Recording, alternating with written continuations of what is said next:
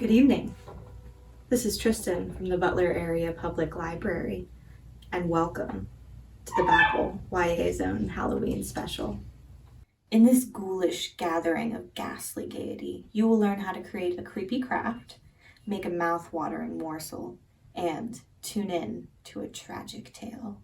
Viewer beware, what you're about to watch may give you a scare.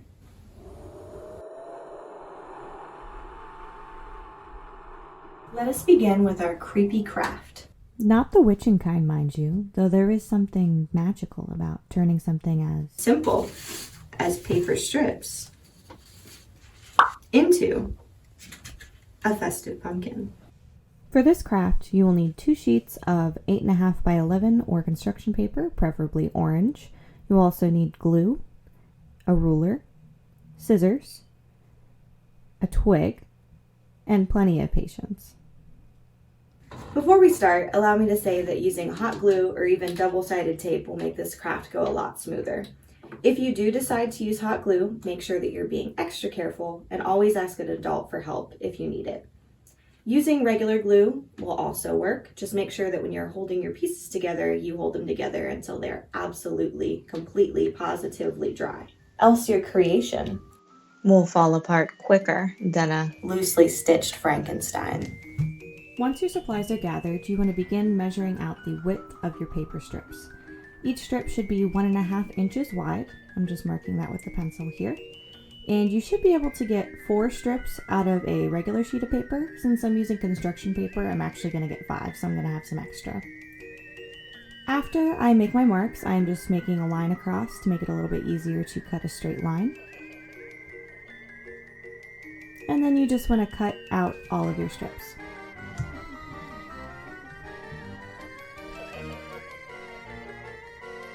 Now that your strips are cut to the correct width, you want to cut them to the correct length. So we need 3 different lengths. We're going to start out with 4 strips that are 11 inches long, and I am just marking that on each one. And then we just snip off the excess. Set those aside. The next group that you need are 4 strips that are 9 inches long. Again, just mark and cut.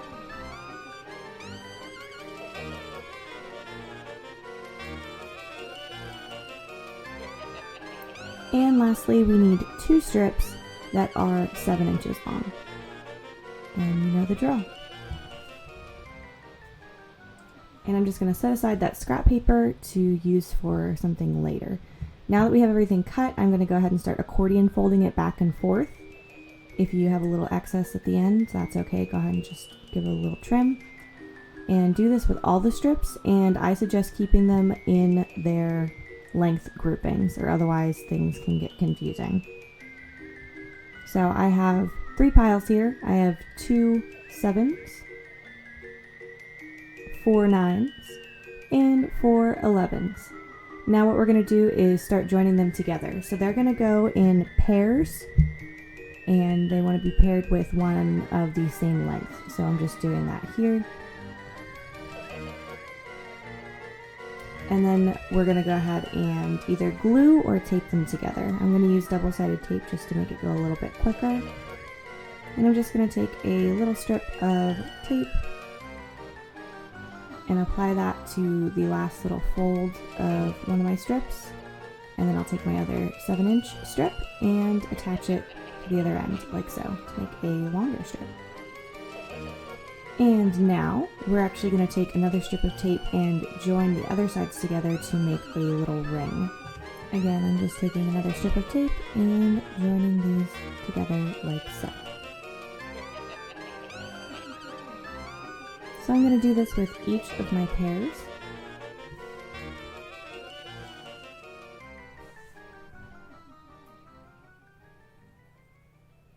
And on some of them, it's not going to line up perfectly, so if you need to snip off a little extra, that's fine. But you should end up with 5 rings.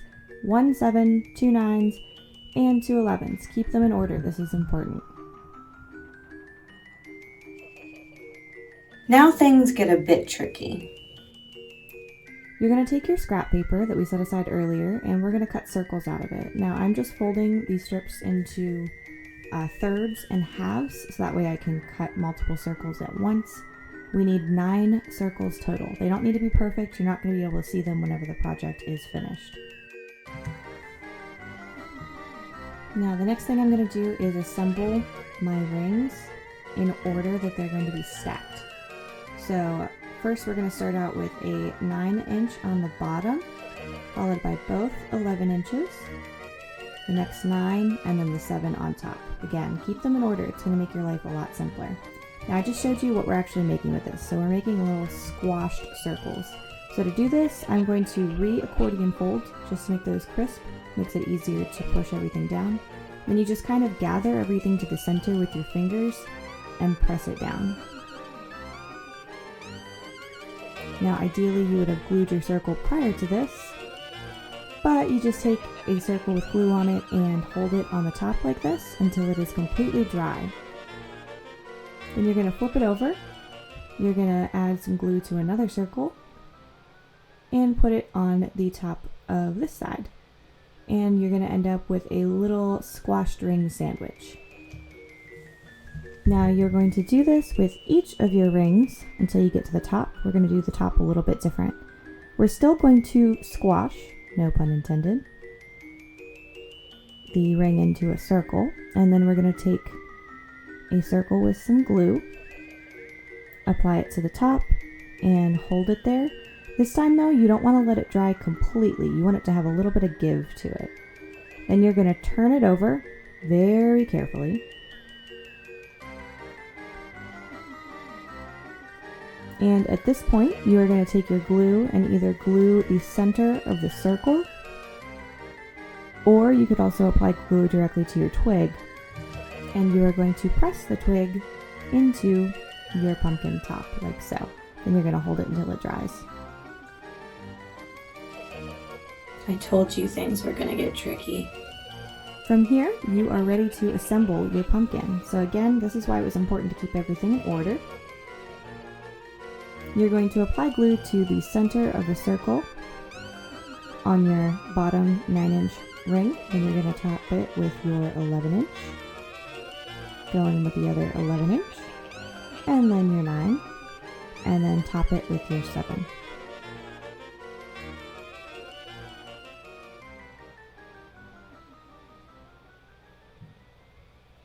If you want, you can also take some green paper and twirl it like this, unfurl it a little bit, and then glue it to the top of your pumpkin to make a little vine. And there you have it. A cute, fun, and festive pumpkin.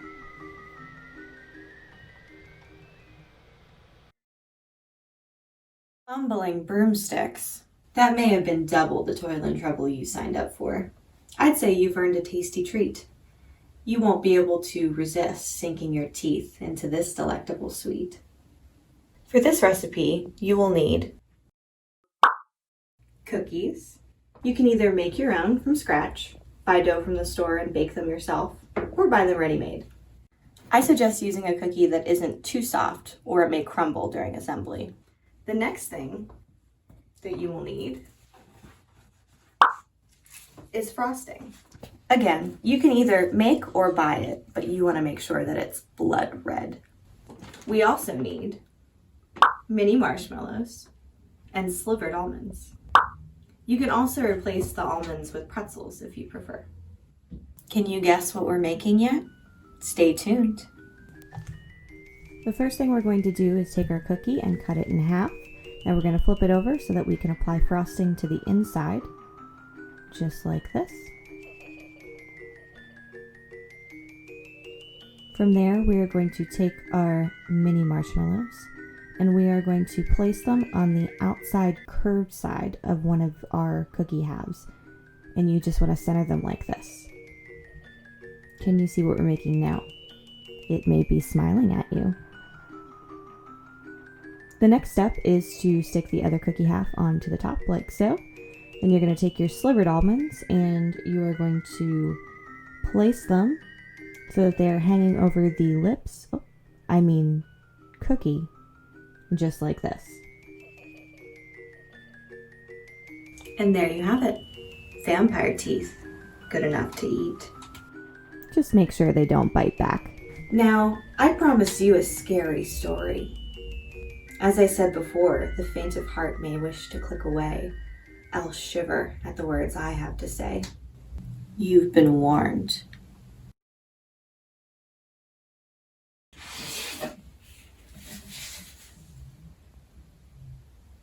Still here?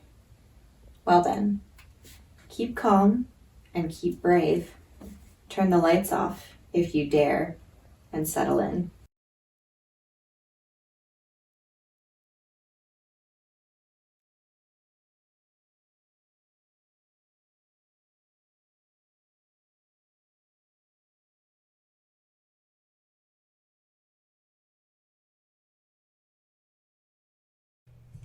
It was a dark and stormy night.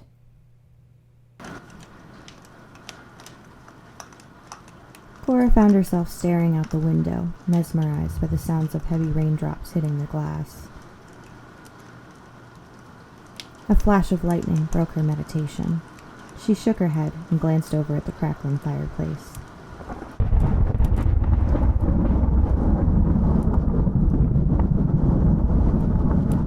The booming thunder that followed seemed to rock the whole house. Or maybe it was just the rocking chair she sat in. Cora had always been told she had an overactive imagination, and she couldn't argue. She checked the weather forecast on her phone. The storm wouldn't end, they said, for another hour or so. She sighed. Being home alone put her on edge already. The threat of a power outage would send her past her breaking point. She pushed the thought out of her mind and rose from her creaking chair to walk into the kitchen. A nice cup of tea and perhaps some peanut butter toast to enjoy by the fire would bring some warmth back into the evening.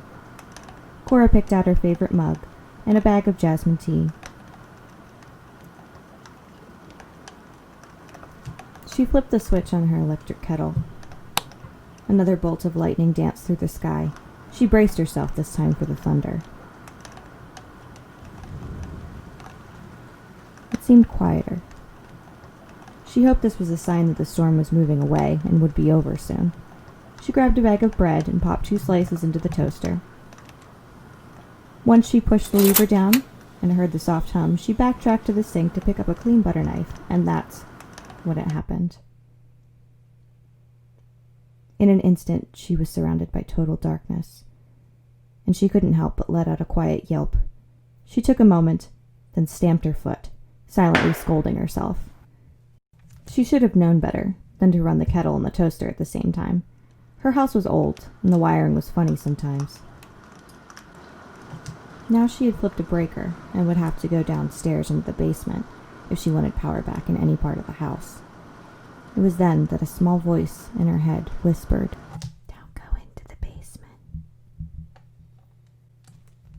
Cora hated the basement, even in the daytime. It was cold and damp, and it had a musty smell that wrinkled her nostrils. But in the dark, she gulped. Now that her eyes had adjusted a bit, she reached into her cupboard for a candle. Even though the small flame wouldn't illuminate very much, it would at least, hopefully, keep her from falling down the spiral staircase. She rifled through her junk drawer, and within a few seconds, she was ready.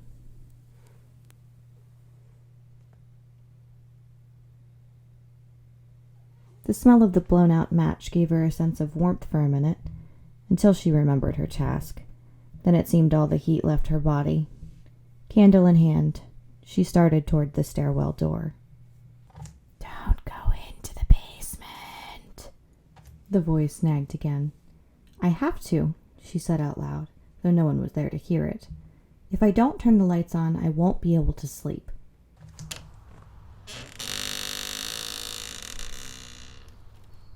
The door groaned open. and she stepped into the pitch-black stairwell. The spiral staircase was another thing that scared Cora in the daytime. Each tight and winding step left a vacuum in her mind to fill with what could be lurking behind the next turn, and the dark made it much worse.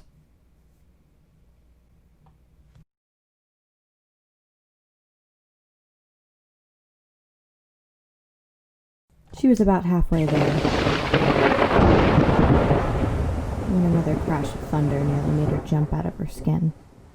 She clutched her chest, panting, trying to invoke a sense of calm. "All right," she said aloud, again to no one. "That's enough. Let's get this over with." She moved quicker now, her courage building with each step, until she reached the bottom landing. Peering into the darkness, she imagined what could be lurking there. A ghost? A vampire? A werewolf? Or something so terrible that she couldn't even imagine it. The voice in her head was nearly screaming now, repeating, "Don't go into the basement, don't go into the basement, don't go into the basement, don't go into the basement." "Enough!" she bellowed back and sighed. The breaker box was mounted about 15 feet in front of her. She took the last step into the basement, and immediately she was struck with a cold chill, and goosebumps began to rise all over her skin. The shadows cast from her candlelight loomed menacing. And was that breathing she heard? "It's just in your head," she told herself. She was in front of the box now, but all thoughts of restoring the power vanished as a shape made itself known to her right. It was a little shorter than her, and bulky. Surely it was only her imagination, she thought. Right? Cora began to shake as her candle began to flicker, adrenaline coursing through her veins. Desperately, she ran her fingers along the breakers, feeling for the one flipped the wrong way. She couldn't take her eyes off the shape. Was it moving? And what was that smell? It was like dirt and decay. Finally, she found the right switch and flipped it as fast as she could. The lights returned and Cora's eyes widened, and she gasped at the now illuminated shape in front of her. "No," she whispered, dread filling her voice. She recoiled in horror as she realized that the horrid shape was a pile of dirty laundry she had forgotten to do. And her job interview was at 6 a.m. Are you on the edge of your seat? Perhaps you've been reminded of some long-forgotten household chores that need doing. At least you'll have some decorations to see and treats to eat when you are finished. Until next time, I want to thank you for watching, and I hope you have a happy Halloween season. Be sure to check out the bulletin board in the YA zone at the library to figure out times and dates for upcoming programs and events. I hope to see you soon. Until then, farewell.